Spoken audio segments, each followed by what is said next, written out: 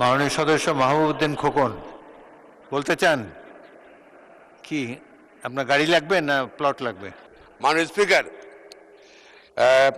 BNP যে কর্মসূচি, family card বলেন, কৃষি কার্ড বলেন, তারপর স্বাস্থ্য কার্ড বলেন, এবং উন্নয়নের মাননীয় প্রধানমন্ত্রীর যে উন্নয়নের যে জোয়ার শুরু হয়ে পরিকল্পনা শুরু হয়েছে, জোয়ার শুরু হয়েছে মাননীয় সংসদ সদস্যদের জন্য উপজেলা পর্যায়ে প্রত্যেক উপজেলায় একটা অফিস থাকাতে, বরাদ্দ করাতে আমি আমার এলাকাবাসীর পক্ষ থেকে, এবং একটু আগে দেখলেন সকল সকল সরকারি দল সকল সবাই কিন্তু টেবিল চাপড়ি কিন্তু অভিনন্দন জানিয়েছেন।